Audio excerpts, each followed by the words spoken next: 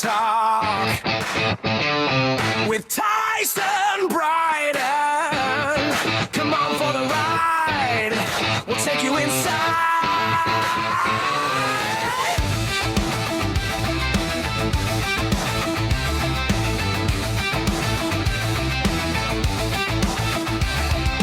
Non-stop rock talk. It's non-stop rock talk with Tyson Bryden. Come on for the ride. We'll take you inside. Welcome to Nonstop Rock Talk. This is your resident host, Tyson Bryden. Today, I'm happy to welcome from the band Lockhart, singer, guitarist, and synth, keys, piano, etc. All of those things, Devon Kerr, and bassist Jason Junop. Guys, welcome to the show. How's it going? Yeah, very good. Good. Yeah, great. Good. Awesome. Okay, so before we jump into the latest release, which is entitled City Pulse on High Roller Records, to be released this coming Friday, I believe, kind of tell me about the inception of Lockhart. I'm sure as there is always a story behind every band. Okay, I'll start. Basically, I was living with a member of Jay's band, Cauldron, and spending a lot of time listening to this kind of music. And I was inspired to write some stuff. I mean, we were really getting into the Desmond Child catalog. And it started off for fun, and I got Jay here to basically help me along the way with some demos. And really, he pushed me forward to actually take it somewhere with him. Maybe you can add to that, Jay. Well, I heard Devon's, what was it, a 2-song demo from 2015? It was No Chance and Under Fire, I believe. Yep. I liked the song so much that I really pushed Devon to make this happen. It only took about, I don't know, until the EP came out. It was about 7 years later. Oh, wow. And that 22. Jeez, that's a long time. But yeah, I really liked the material, so I kept pushing him to do something with it. And of course, when it came time, he asked me because I was the one that was most enthusiastic about it. Yeah. Oh, that's cool. Now, are you guys based in London? Is that kind of where the base is? No? Because that's where I met you, Devon, initially. Yeah, that's right. That's where I live. We're both, well, Jay's from Pembroke, way out Ottawa Valley way. Oh, wow. Okay. But I mean, he's since, we met in Toronto, and that's when this all sort of started in Toronto when we both lived there. That's where I'm originally from. And now Jay's way up north in Muskoka area, and I'm in London. So luckily we get together often because there's other bands we're involved with that are kind of up in that Muskoka area too. So I actually get to see Jay way more than I normally would, being from London, working with someone way up there. Yeah, that's cool. So you're originally from Toronto. Sorry, I lost my train of thought there. But Originally from Toronto, I guess work kind of, you ended up in London then, I take it? Yeah, exactly. Yeah. Oh, that's cool. We used to frequent London back in the day when I was in my 20s, which was quite a few years ago. This goes back to the 90s. And there used to be a place called Call the Office in London. And I think Jay's played there. Have you? Yeah. It was the coolest place. I remember seeing a couple times the band Brother Kane there on the Seeds tour. So that would be 95. And I've talked about this, I think with, maybe it was Brian Vollmer, I can't remember. But they used to sell the quarts of Labatt 50 there, and it was just a really cool place. And there was a local band called the Buffalo Brothers that opened for Brother Kane. And a couple of those guys ended up playing with Brian Vollmer and Helix. So they were a really cool band, and they had a B3 Hammond organ, and they used to travel around with this B3. I saw them in Peterborough, Ontario, open for the Four Horsemen, and they brought this big B3 with them. They were a great band. Oh, sweet. Really? Brian Vollmer actually lives basically on my street. The street name changes, but Oh, really? it's the same road. I told him that at his last concert, and he seemed completely uninterested. Really? Yeah, I had him on the We're show. neighbors, man. Yeah, I had him on the show about 6 months ago, but I said, "Oh, you're in London, right? Like it'll be easy time change." And he's like, "No, I'm in Florida right now." I was like, "Oh, okay, cool." Yeah, that's right. I mean, what's that, Jay? Sorry. Same time zone. Yeah, same time zone, which worked out fine. But it's like you're in London, right? No. Yeah. And then silence, and it was like, okay, right on. Anyways, now with all that said, I'm always curious about influences, and I know the day that we met, I seem to remember, was it the jacket that was the winger jacket in the Heart of the Young that you were wearing? Which that's how our conversation started, was because I was like, look at that guy, man, look at that awesome jacket. So, but I mean, besides winger, tell me about your influences, both of you. I'll let Jay start on that one. Okay. My influences are all over the place. Anywhere good music comes from. Yeah. And my favorite songwriter of all time is probably Desmond Child. I'm with you on that, man. As far as Lockhart, I would say probably Survivor. For me, but I really like Mark Free or Marcie Free. Marcie Free, yeah, King Cobra, Unruly Child, yeah. Signal. He didn't really write his own material, but man, he's probably my favorite singer, he or she, however you want to put it.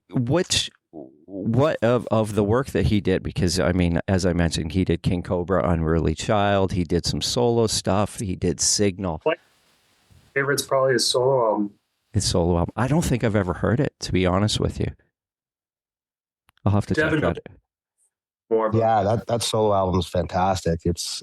I think there were 2 songwriters involved in that, and they pitched the songs to various singers and artists like FM from the UK and a duo, Venus and Mars, and also Mark Free. And Mark Free did it the best.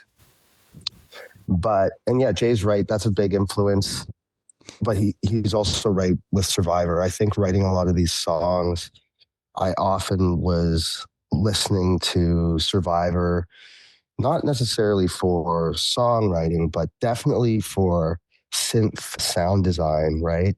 Yeah. How to get that real, true, old school synth sound, because I've only been playing a synthesizer, like a real deal analog synth, for maybe, I don't know, 6 years. Wow. And I haven't quite mastered the sound design on my own, where I could just start from scratch. It's a lot easier for me to listen to, say, a song like Jackie Don't Go and slowly modify my envelopes and everything to make it sound sort of similar.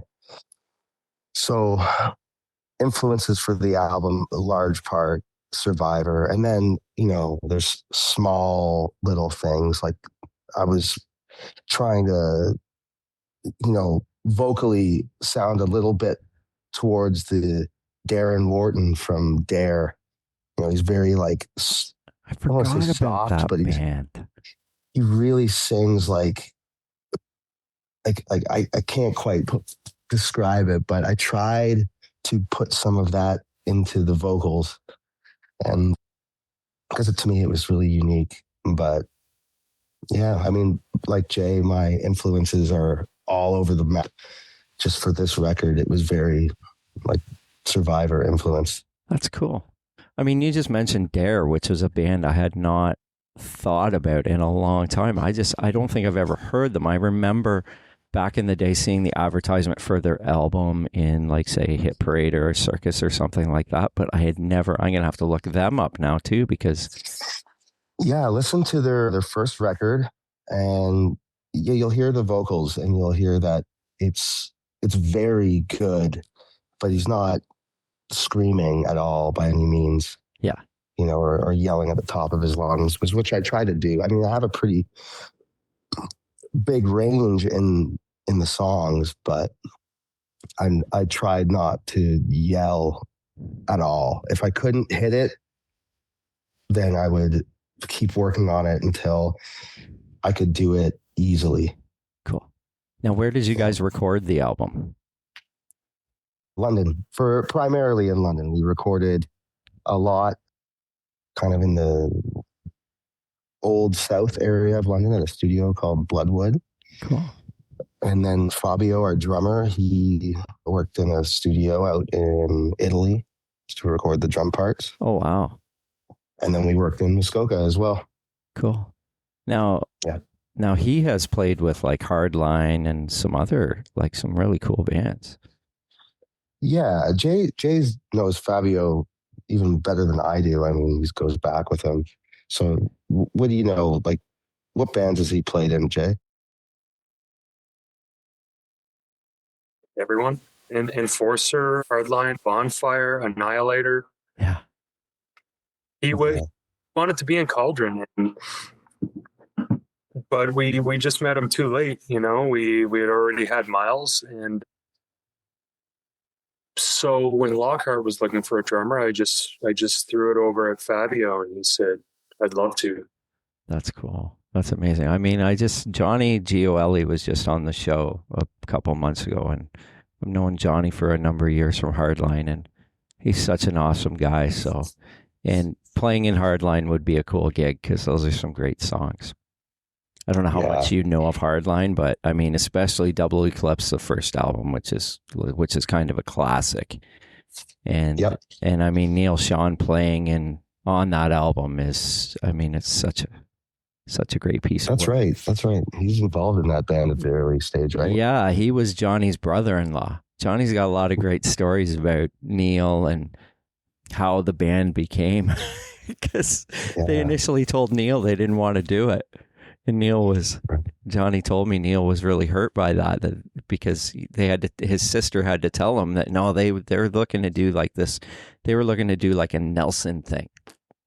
Him and his brother were going to do like this Nelson thing. And anyways, it ended up being the Hardline, and Dee Castronovo played on it and Todd Jensen. So it's kind of like this.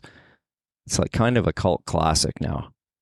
And we got to steal their keyboardist, their current keyboardist. Yeah. I don't know. He doesn't know it yet, but I'm going to poach him. All good, man. Now, you guys are signed to High Roller Records, as I mentioned. You released an EP in 2022, and this is the first full-length release. How did you guys become involved with High Roller? Okay. Well, my other band, Action, signed with High Roller in 2013 for our first full length, which took us to Europe for the first time as Action. So we've kind of had they know who we are as members of that band. And Jay, you've been involved with them as well, right? We did a record for them too in Ruin in 2016. Cool. And they're based in Europe, I believe, right? They're a European. Yeah, they're German. They're from, I think they're like south central kind of Germany.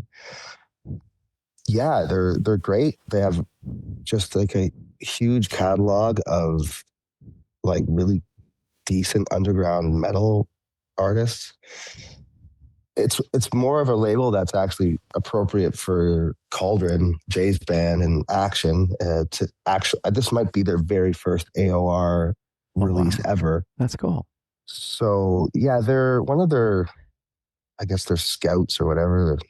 One of their guys reached out to us because he specifically liked the band and he just wanted to buy records. That's all they started with. And I didn't understand what they were asking. And I was like, are you talking about the full length album or do you want to buy these singles we have? And they're like, oh shit, you're working on a full length album. And that's how we got talking. Like, that's cool. It was just a guy trying to buy a bunch of albums that they could sell in their store. Oh, wow. Yeah. So, I mean, we didn't even shop around. Like, we were going to shop around for some labels, but we had barely scratched the surface, right? I might have sent an email or two, but that's awesome. It just kind of worked out. Oh, that's good. That's amazing. Now, in terms of the album cover, it has the three of you guys on it. And did you guys have any input into that album cover, or did they kind of more? So we had that ready to rock prior to our signing. Oh, cool. Awesome. Yeah. Yeah, that's good. Yeah, we basically handed them over a finished product. Really? Yeah, they had some input on mixing and mastering, which I'm glad that they did in the end. But yeah, we basically were done by the time they had contacted us. Cool. Now, both of you, I want to talk about a little bit about gear on the album. Devon or Jay, whoever wants to start. Jay, maybe, is it for you playing bass and recording? Is it kind of a plug in and play thing, or are you a little bit more particular with your bass sound and your tone to use? How does that work for you? Particular about the bass I use. So it's a Rickenbacker copy. I've been using it on every record for the last almost 20 years. Cool. Is that white one that you're in the video with? Is that the same one, or is that a different one? That Ironbird, that was just for the video. Okay. My Rickenbacker sounds a lot better.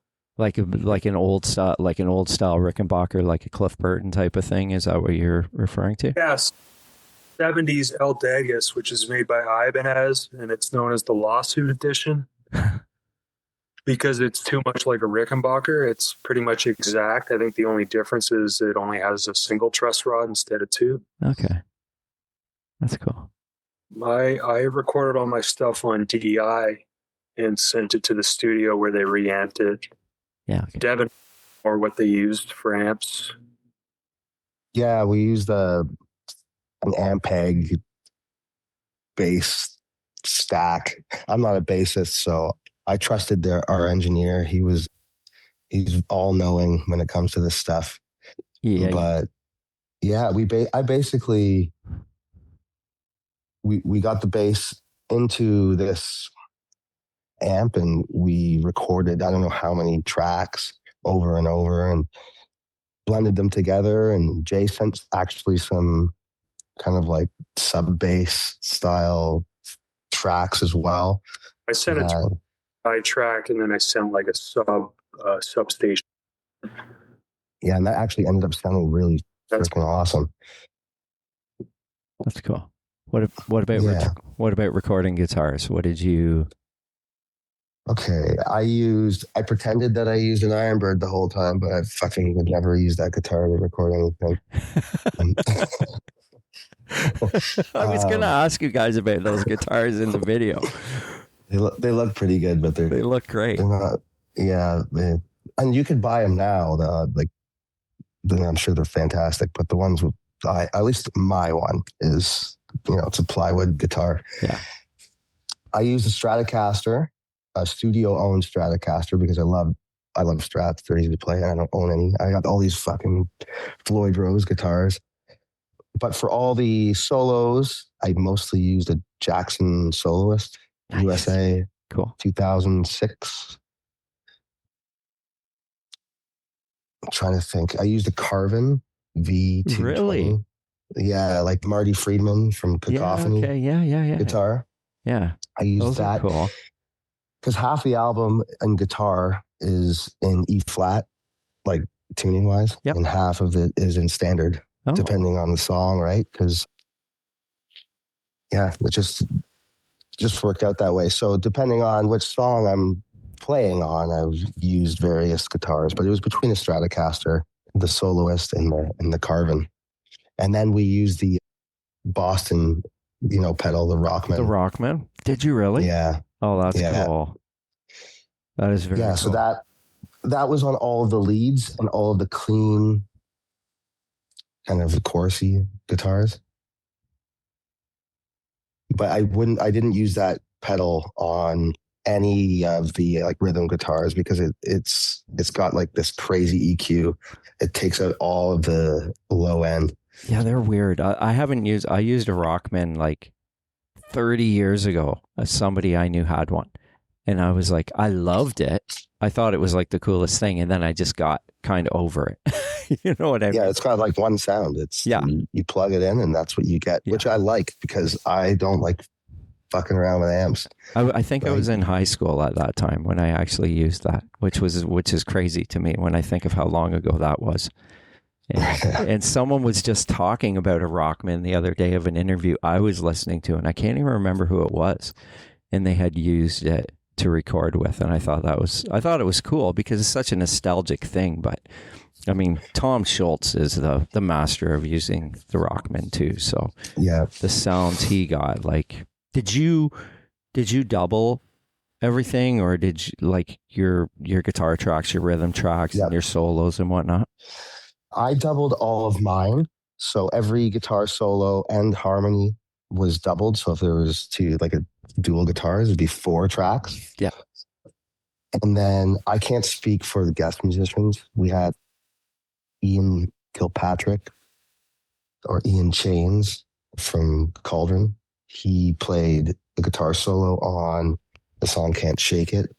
And Nick from Vulture, Municipal Waste, he played the guitar solo on You Wouldn't Know Love. And I don't know if they doubled their tracks or not. Yeah. I can't remember. Now in the video for Can't Shake It, which I was just going to mention, is that Ian playing that section with the guitar solo? Because the guitar player changes, right? The guy playing in the video, and then he does like the spotlight thing. Yeah, so Ian kind of just materializes out of thin air to play the solo that he actually played on. That's cool that you guys the did album. that. Yeah. That's cool. And I would assume, Jay, you don't double your bass.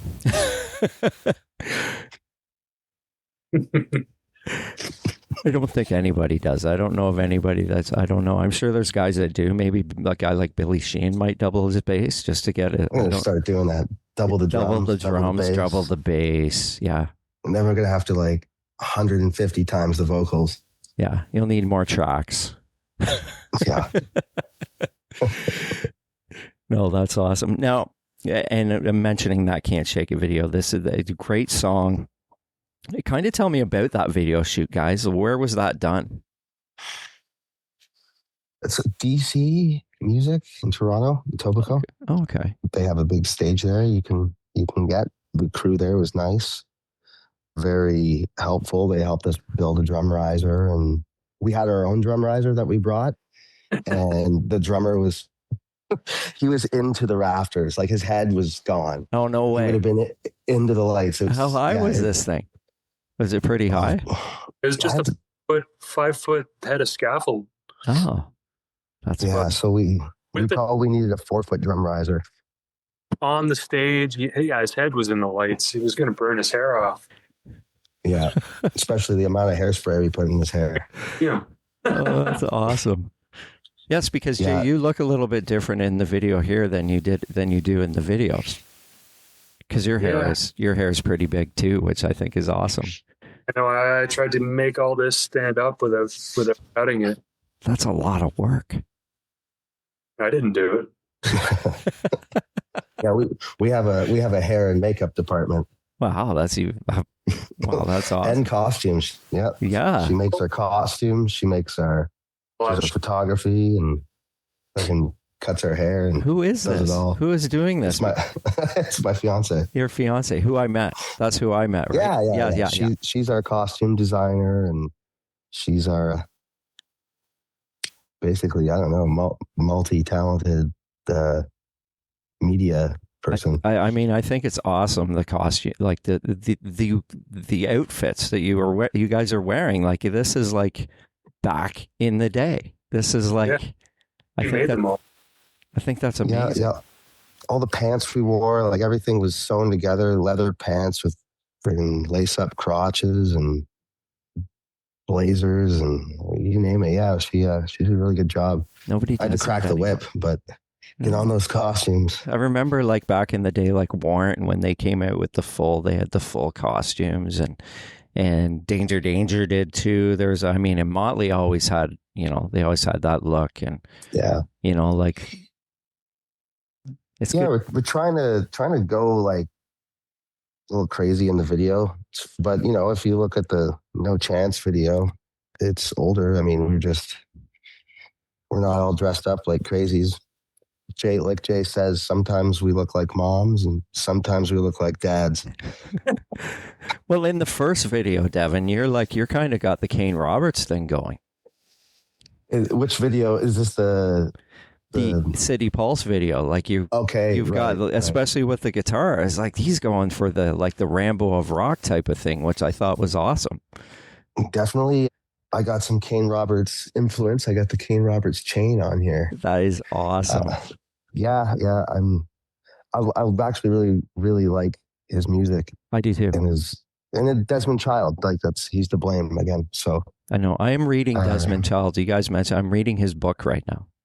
I'm a big Desmond Child fan, and that's right. He did release that book a couple of years ago. Yeah, he did, and it's very eye opening. The beginning of what his life was before he became Desmond Child.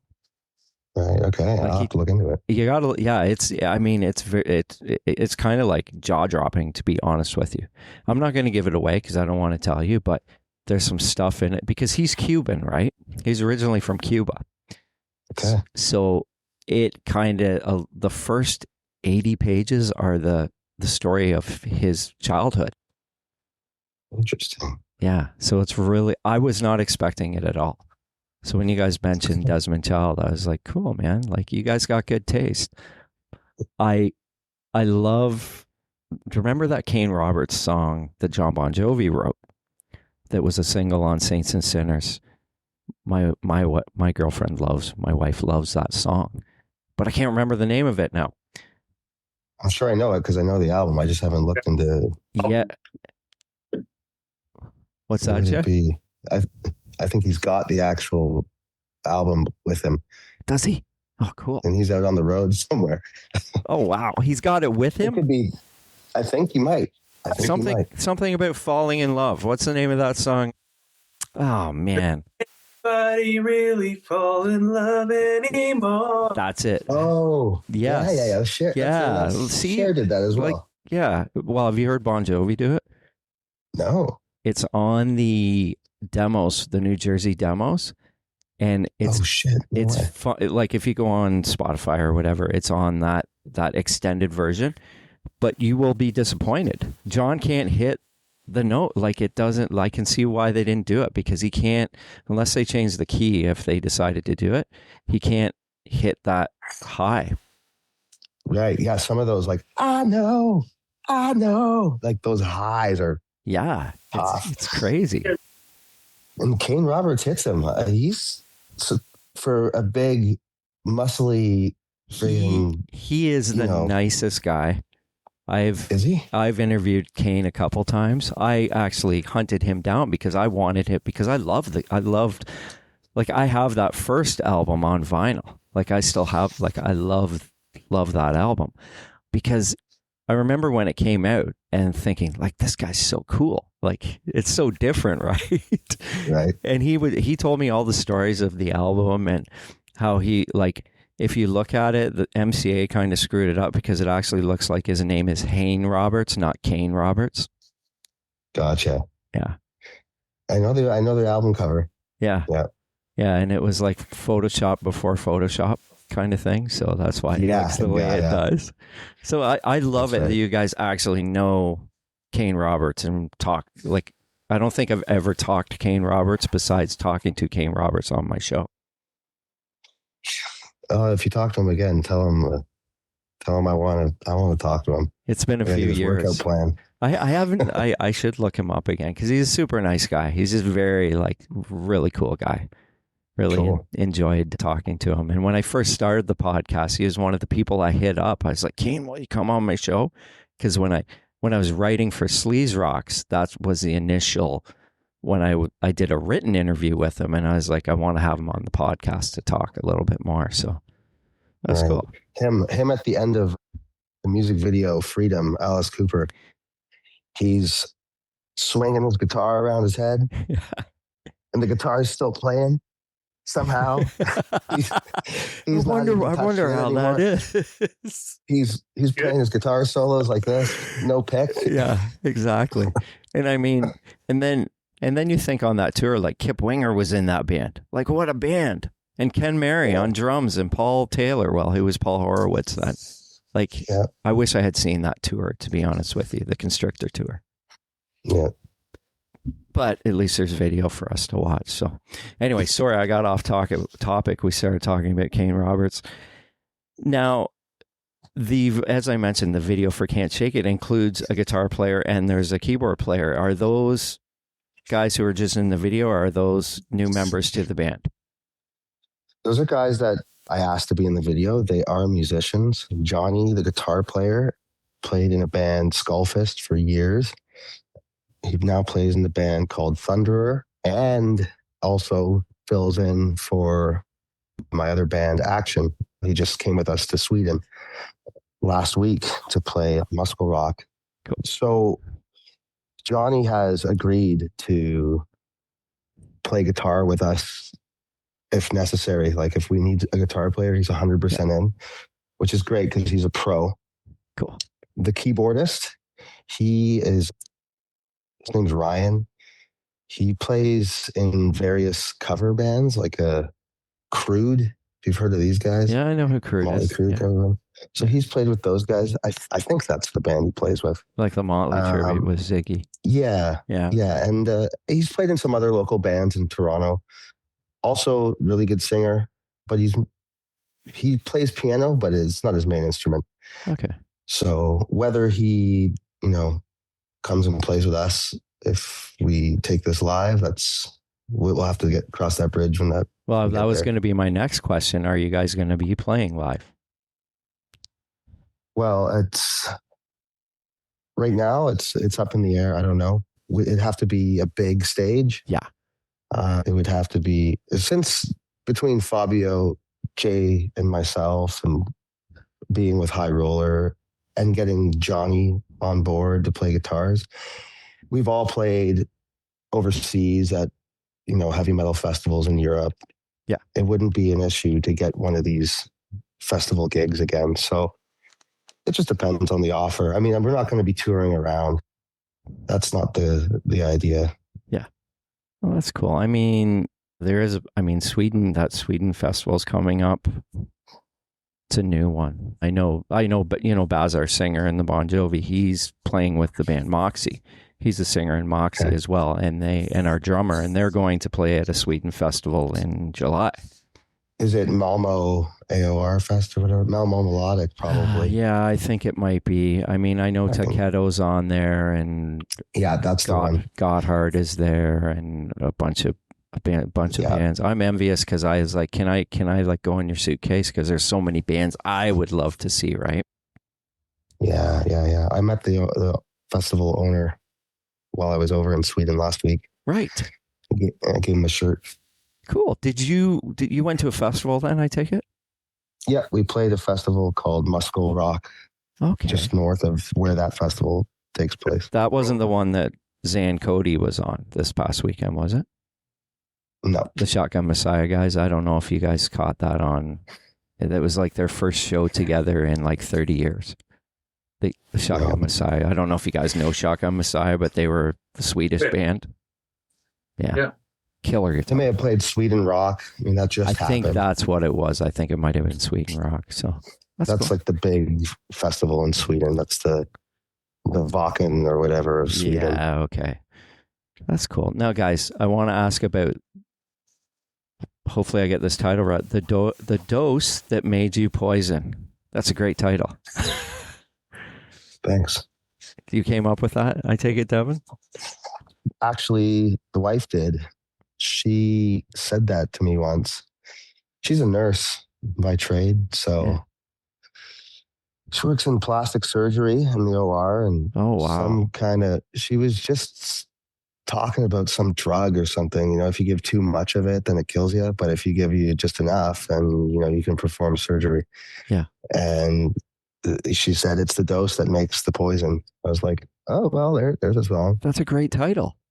And I was curious. I mean, clearly you're happily married, and like sometimes I wonder. I've asked this before, where guys who are in good relationships and healthy relationships, how do you?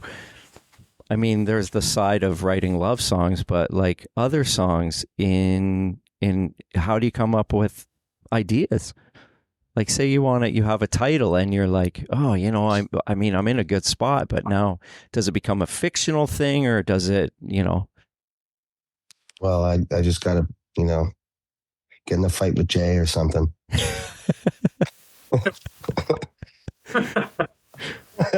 No, I don't know. If there's any, breakup songs or if there's any, I don't know, like the dose that makes you poison, that was just a phrase. And I had to write a song around a phrase. Right. That's why I'm asking. Yeah. I just had to make something make sense out of that, whatever the hell that's supposed to mean. Yeah. No chance. Yeah. You know what? It's like, I've thought the same thing. I'm listening to Dawkins all the time, and you'll listen to their album and it'll be He's always broken hearted. Our love's fucking burning like a flame. And the next one, he's heartbroken. He's always heartbroken. Every album. Yeah, he's breaking his heart and then he's falling in love and then he's breaking his heart again 5 times in a record. Exactly. And then he hits you with Till the Living End. That's right. But, And what about it's not love? Like, it's not love. Like, like now he's not in love. I know. So I try to channel my inner Don Dawkins. Oh, that's awesome. That's awesome. And your maybe inner think George back Lynch. to times. Yeah, maybe think back to times where I've been sad about past relationships or whatever. Yeah. Now, Under Fire, I love the intro. It moves really well. And that offbeat drum pattern is so cool. That's all Fabio. I never wrote that. Really? Drum pattern that he hit us with that. It's almost wingerish. Like, it has that winger quality, be like something Rod Morgenstein would do, right? Like, where Winger's like this melodic band, but they play this, like, sometimes when they like do deeper songs, Rod Morgenstein I just listened to a thing where he was talking about the drum pattern in 17 and how it's all over like, it's very weird. Right. You know what's funny, Jay? Jay when left. Fabio, I think he left for a second. I hope he's okay. Oh. Hopefully he doesn't feel left out. Basically, when Fabio first sent me his first takes of that song, I actually told him, "You're going full winger on me here," because it was getting like the pre-chorus where he kind of does a triplet pattern. Yeah. It was even more like progressive, and I was like, just dial it back a bit. And I never told Fabio anything else other than that one time. But that kick drum thing in the intro, I can tell you that it's also in Hold the Line, at the end of Hold the Line by Toto. Toto, yeah. That do do da do do do da do that sort of kick drum pattern. And when he wrote that, I mean, that made the song for me. That's awesome. That's so cool. I noticed that drum pattern right away. I was like, that is so cool. Because, and I mentioned Winger because I was listening to this Rod Morgenstein interview, and when they did the first album, Kip actually said to him, to Rod, he's like, like Reb said, you were like this kind of, like really hot, offbeat type of drummer, and I haven't heard anything like that yet. And that's kind of how that drum pattern to 17 came about, was because Kip wanted something different to set them apart from all the other hair bands. Or whatever they're definitely different. They're definitely a little different. They are, but like great songs, but great, unbelievable musicians, right? Great music in that band. Yeah, like just like it's prog rock. Yeah, exactly. Prog rock that's like melodic and right. You know what I mean? Yeah. I actually tried to channel some Winger, like some Reb Beach style guitar playing in some guitar solos, or like playing in weird modes, like in Just Can't Wait. The beginning of that guitar solo is like a Mixolydian kind of mode that I'd never write like that, but I thought, fuck it, I got to do something different. Yeah. And I know that Reb Beach is always playing in those weird, modes that, it's not just minor all the time. There's something else that I kind of thought of with Winger. I can't remember. Oh, that's cool. But yeah, So you guys are both Winger fans, and I take it, Jay, are you a Winger fan too? I'm casual. Casual. I like. Yeah. I got the tape. That's cool. I mean, Winger. I mean, I remember when they came out, and at first you just thought they were just like another one of the bands, like Kip had figured. But then, as the first album was very listener friendly, and the musicianship was unreal. But then the second album, there were songs on it that you started to see this little bit of a progression, right? Which I thought was amazing. And then by Pull, they were just kind of, the things had changed and they were able to branch out a little bit more, right? right. Yeah, that third Winger album I've listened to, but I've never, ever really got into much. It's hard to. I think they have a rap section in one song, and I was over it. Yeah, I mean, Down Incognito was cool, and Blind Revolution Mad were like, that was the first single, and when that came out, you're kind of like, what is going on here? Like, this isn't 17, Yeah. So it was a little Grunge. bit. Well, it was that time, right? And yeah, I wish I didn't have to live through that. I'm not gonna lie. Because it was hard to be an 80s rock guy to all of a sudden everything's like, these bands are no longer important. And you're like, how does that even happen? Not that the new music was bad, but it's like, why are we just throwing this away? Yeah. I mean, I was born in 92, so Jay knows that, I'm sure. Yeah. Yeah, I was slinging tapes in '92. That's awesome. I'm quite a bit old. Are you? Okay. So you know the era then. You kind of lived in that era. Yeah. That's cool. You wouldn't know Love. Tell me about this one. I love the lower register in your vocal delivery in the verse. It really builds great. Is this one about someone, or is this again, trying to have a chorus and trying to work around it? No, you'll like this. You don't know? This is a cover. It's a cover. It's a cover. By who? And it's Desmond Child adjacent, okay? It's not Desmond Child. It's Diane Warren. Okay. And Michael Bolton. I think Diane Warren might have been on some of those Mark Free songs. Oh, okay. I think you might be right. So I don't know anything about Diane Warren. I've tried to do my research to see what the hell else she's written, because clearly she's done some good stuff. Did some Kiss, she? I bet she did. If she's working in, I think she did a couple. Cher. Yeah, I think she's done some Kiss stuff. So this is kind of how the album ties together.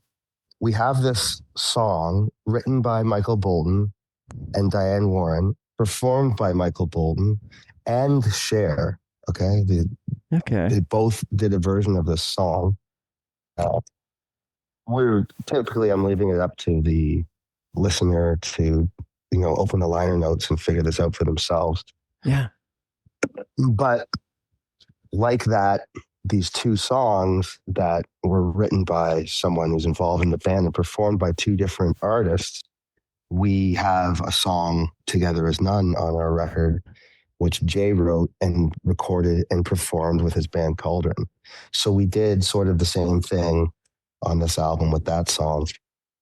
So it's kind of like a nod to these songwriters that were sharing their songs, where you got Bonfire, say, doing Sword and Stone, but you also got Paul Stanley doing Sword and Stone. Yeah. And Bonfire. Yeah. Yeah. But yeah, You Wouldn't Know Love is, I want to say it's made famous by Cher, but I prefer the Michael Bolton version. So who found it? Who did you guys know this song? Did you know this song? Oh, yeah. Yeah. Got into it from Devon. Okay. Actually, at the tape when I was a kid, so I probably heard it back in the day too, but really only discovered it a few years ago. Right here. Cher, Heart of Stone. What is Turn Back Time on that album? Is that the one with Turn Back Time? Yep, that's the first song, but You Wouldn't Know Love is the third track on this album. Okay. You know what else was a really good book was Holly Knight. She's I've one never of read the, it. she's another one of the, I'm sure you guys know, another one of the songwriters from the era. She wrote Hide Your Heart with Paul Stanley. She wrote Fantastic song. Stick to Your Guns with Bon Jovi. And that Hide Your Heart song is another example. Like, Oh, yeah, that's- Ace. I don't know how many recording artists did Yeah. that.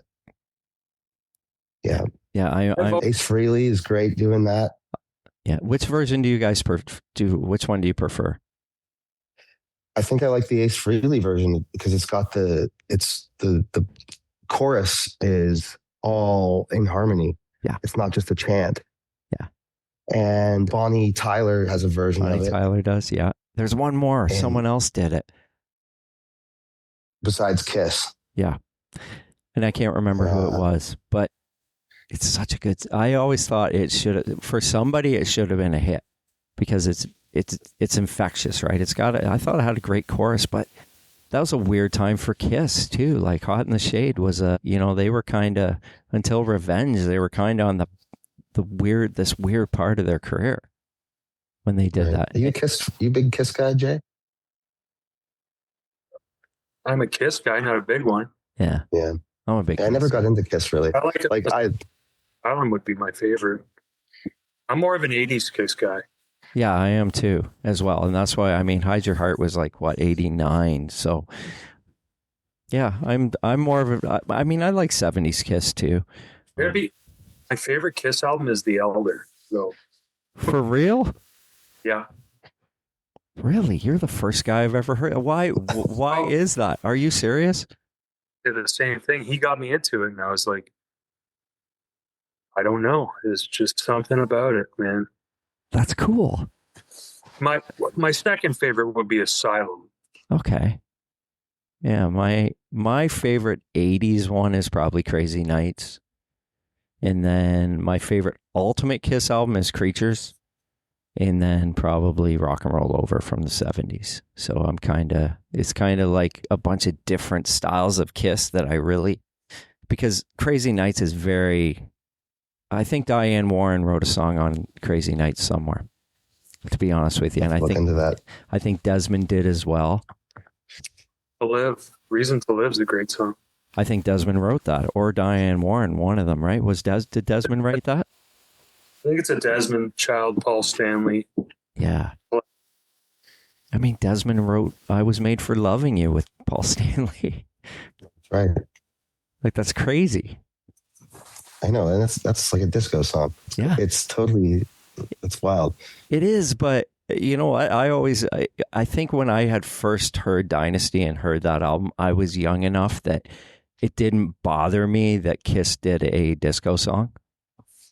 I like that song a lot. I do too. I think it's very well written and it's very melodic and it's pleasing to the ear.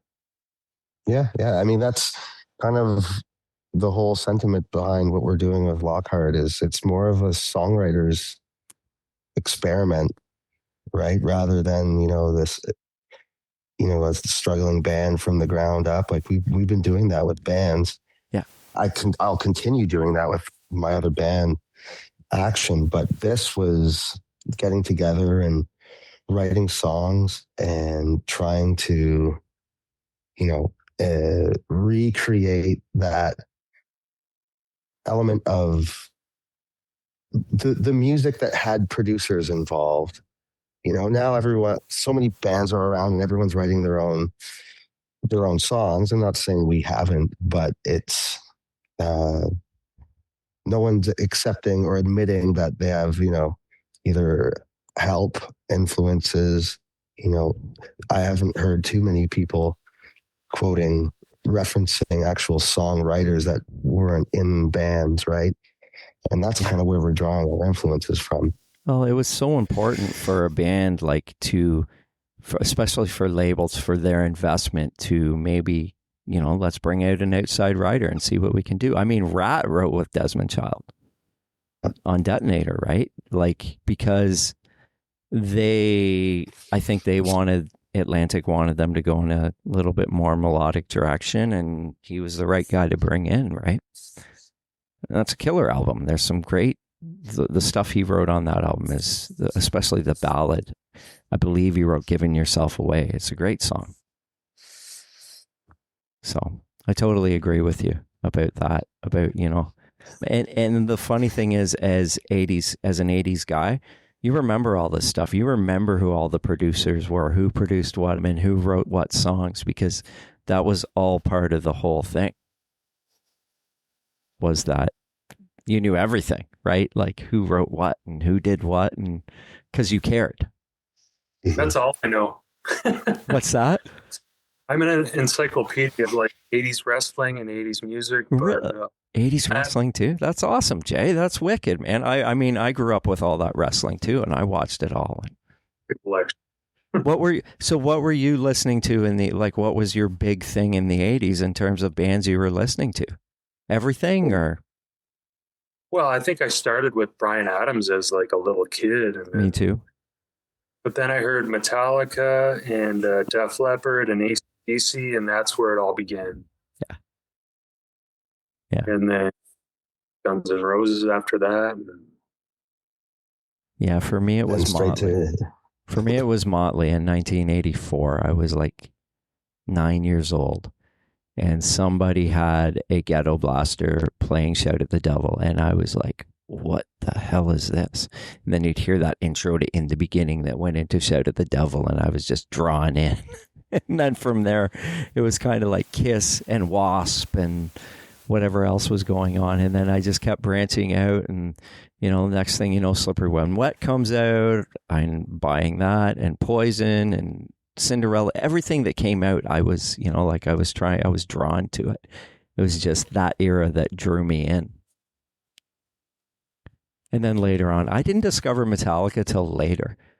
It was a little too heavy for me at the time, and it wasn't until probably 1990 that a buddy of mine was a big Metallica fan and Megadeth, and I was like, I don't know if I'm into that. And then it finally dawned on me. Weird, eh? Yeah. For me, Def Leppard, probably, that's where it started. Yeah. And Poison and Bon Jovi, because I remember, you couldn't deny that Bon Jovi album was everywhere at the time, but exactly. Look What the Cat Dragged In. I remember my babysitter, Peggy, sit on the deck all day and sunbathe and listen to that tape. So obviously I got into it. Yeah. But the older kids didn't think I was cool. I didn't really have any enemies till the 90s when, the whole rap metal thing started. Then that was kind of my enemy. That was your enemy? Was the whole rap? Yeah. I'm with you on that. Bothered me anymore, but at the time it was a big problem for me. Yeah. It was funny too. Like I just remember my buddies and I, we would be like, someone would mention a band and you'd be like, no, you can't listen to that, man. Like that's like too out here. We can't be listening to that. It's got to be metal or nothing. That's the way we were as kids. So many rules when you're a kid, but I know. It's just not that way anymore. Kids listen to everything. I like what I like. If it's well written, if it sounds good to my ears, then I don't care. Yeah, exactly. I was just going to say, I find when you're a musician and you end up, learning the ins and outs of actual music and songwriting and everything, you can find similarities or chord progressions or melodies or whatever across all different styles of music that, people who have no idea, who might hold on to an aesthetic of a genre more than the music, right? Like, they're only listening to Motley Crue, say, because of the sweet costumes and the whole get up. But they, they'll hear, I don't know, a Winger and think it's, I don't know, it's too, I don't know the right word.